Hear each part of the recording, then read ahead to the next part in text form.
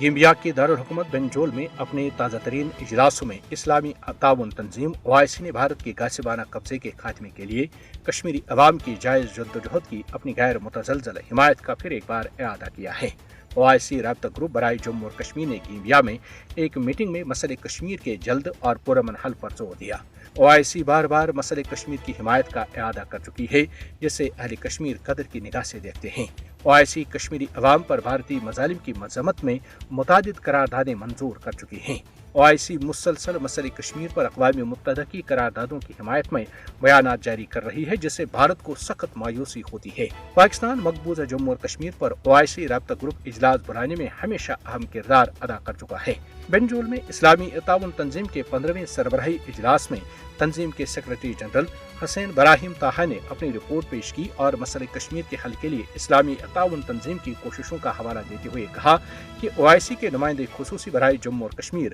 یوسف محمد الدوبے نے گزشتہ برس آزاد کشمیر کا دورہ کر کے وزیر خارجہ پاکستان، صدر آزاد کشمیر اور وزیر اعظم کے ساتھ ملاقاتیں کی، جبکہ کشمیری مہاجر کیمپوں کا بھی دورہ کیا گیا تاکہ زمینی صورتحال کا جائزہ لیا جا سکے۔ نائب وزیر اعظم اور وزیر خارجہ پاکستان محمد اسحاق ڈار نے OIC رابطہ گروپ کو کشمیری عوام کو اپنی ہی سرزمین پر ایک بے اختیار کمیونٹی میں تبدیل کرنے کے لیے مذموم بھارتی کوششوں سے آگاہ کیا۔ انہوں نے اجلاس کو بتایا کہ بھارت منظم طریقے سے کشمیری عوام کو ان کے بنیادی حقوق اور آزادیوں سے محروم کر رہا ہے، جبکہ بھارتی حکمرانوں نے اختلاف رائے کو کچلنے کے لیے مقبوضہ جموں اور کشمیر میں خوف ہراس کا ماحول قائم کر رکھا ہے۔ پاکستانی وزیر خارجہ نے تمام کشمیری سیاسی نظر بندوں کی فوری رہائی کے علاوہ آزادی پسند جماعتوں پر سے پابندیاں ختم کرنے پر زور دیا۔ بھارت 5 اگست 2019 اور اس کے بعد کیے گئے غیر قانونی اور یک طرفہ اقدامات کو، جن کا مقصد علاقے میں آبادی کا تناسب تبدیل کرنا اور سیاسی انجینئرنگ ہے، واپس لے اور اقوام متحدہ سلامتی کونسل کے متعلقہ قراردادوں پر عمل درآمد کرے۔